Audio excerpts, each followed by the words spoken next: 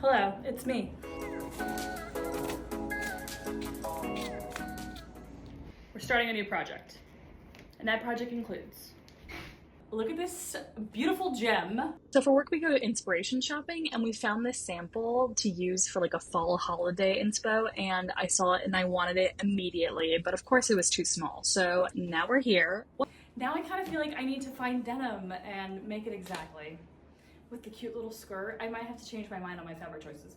Anyway, I just wanted to show you the fit really quickly on how it looked on me and how we're gonna try to size it up. So obviously too small, right? It's a size medium, I know that, that's why I'm trying to make it myself. I just love the contouring lines.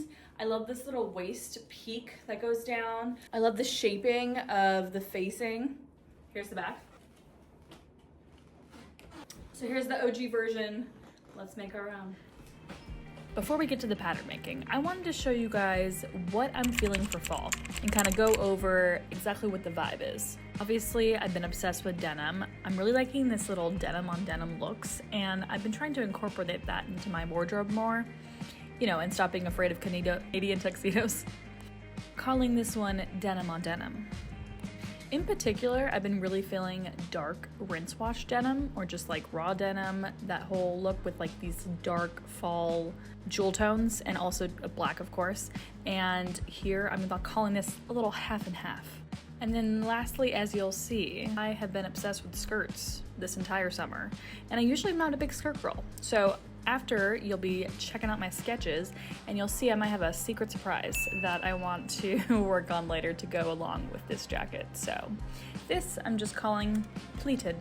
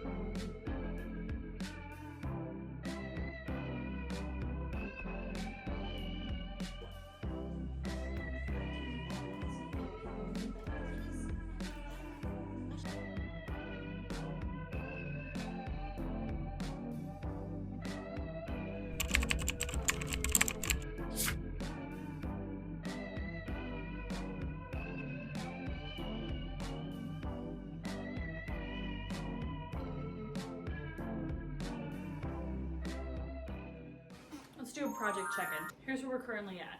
We have our tailored jacket block. I got my sleeve going. She's looking pretty good. I do have to remove some of the head on here and like shift it over a little bit. It's like flat here and really full on the back. So I think I need to like twist it a little bit. Here is the design lines that I'm gonna try to make up in my pattern. And I'm gonna make one more proto sample, or I'm gonna make one proto sample in the actual finished pattern for that. We're gonna see it again in a muslin and go from there. Next.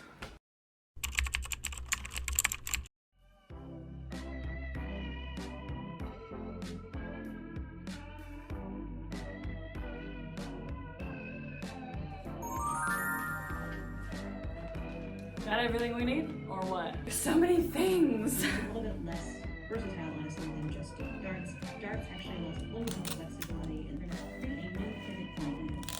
For now, let's go ahead and just extend this dart length difference between your bust and waist, and I have a 10-inch hip.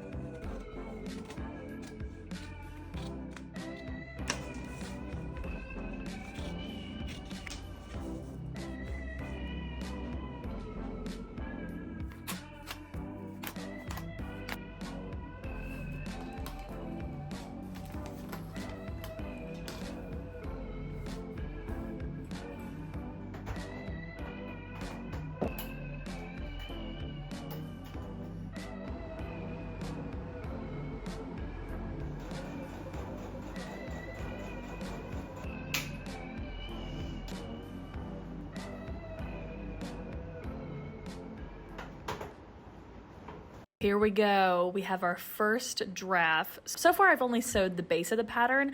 I still got to make a collar, and I still have to figure out some seam things going on and how we're going to construct it internally, but she's looking pretty good. Look at those lines. There are some revisions on the back that I want to make this shape of the yoke a little more exaggerated. So let's keep going.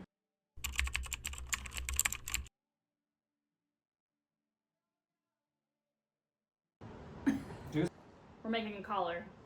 We're making a collar. Oh, I tried to get my best example that I had because I had to return my sample back to work, which was silly on my end to just make the collar then.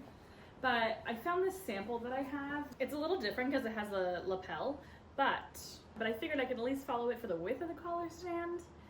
You know, something. I probably have a better example, but I just couldn't find it.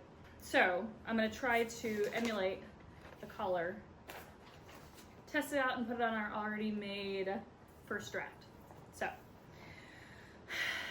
let's get the math and breathe, because anytime I have to make something from scratch, I get a little bit of anxiety. Okay, so we got the back neck measurement. My back neck measurement is, I had it earlier, 17 millimeters. Is it millimeters or centimeters? Centimeters. 17 centimeters from the back. And then I'm gonna divide that in half. It's gonna be 8.5 milliliters. These constructions on this book, I don't know if I recommend. There's so many confusing things on here that I had to ask the internet so many times. 6th edition, fix it. Let's work. Front is 11 centimeters, so we're gonna keep that because that's already half. So 8.5 plus 11. Okay, so I drew up my line here, and basically we're gonna figure out the curve on the collar. Pattern Studio 101 recommend. She's very knowledgeable. I'm kind of following hers plus the book. This guy is almost, 3 inches.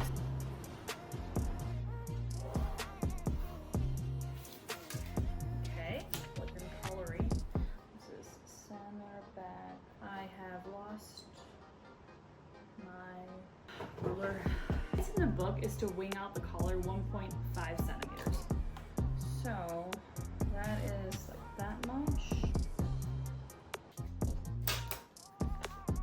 Does this look like a collar? I'm gonna cut 2 and sandwich them together so that it's clean finished. Obviously, I don't know why I said that. Let's cut her out. So to the sewing machine.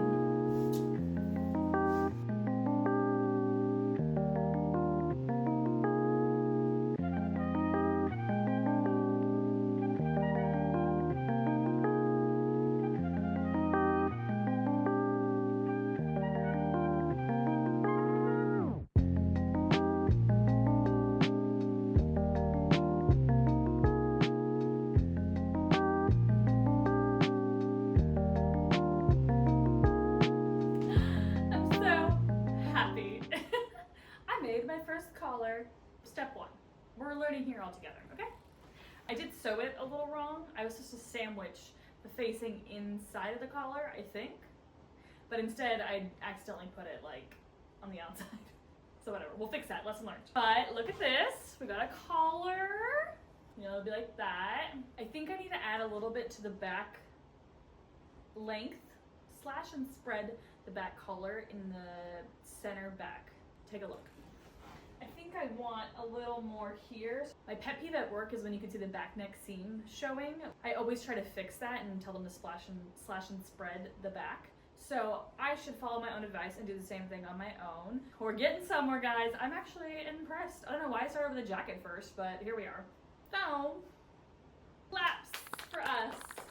And I'm saying us because, you know, you joined me during this experience. I'm pretty happy with the neck shape of everything too. Overall, does she look like it? All I have to do is put the sleeve on, which I have to work on some sleeve revisions. And I don't know if I'm gonna have time to do that for this video. So we might have to do that a part 2. What's everyone's thoughts? Let me know. Do we think it's looking good so far?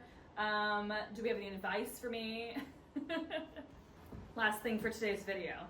I forgot that I wanted to flash you my fabrics. We have this gorgeous green twill. I bought her a few months ago and I was like, I'm making a jacket with this.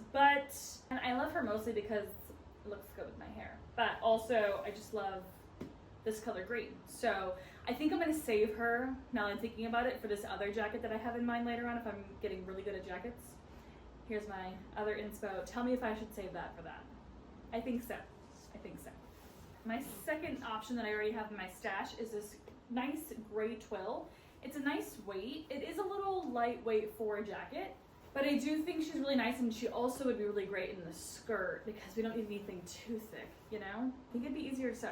But in that case, then I might line the jacket to make her a little sturdier, or I can also use a fusible all over, like block fuse the entire thing, and then line the jacket so you don't see it. So I'm kind of up in, what do you think? And then I could also do a contrast collar with this too. Can you see this? The dark gray is pretty much very similar to the dark indigo, rinse washed. Let me know if I need to go sacrifice and buy some denim to make it actually in the denim with the cute little contrast collar. Decisions, decisions, decisions. Too many decisions. This is what fashion design is. It's just decision making. Hard for a girl with decision issues. Come back for part 2. I'm gonna have to figure out the construction I'm gonna do. Am I gonna do a flat felled seam? Am I gonna wing it? Am I gonna do like a French seam? I have to do some research, okay? But I think I wanna attempt to do a flat felled seam on my sewing machine, but I think we need to do some tests to make sure that the machine can handle it. So I might do like some test swatches to see what finishings we need to do. I'm taking this very seriously, okay? We are gonna be construction experts. Anyway, give me your thoughts, opinions, and comments, and I'll see you for part 2.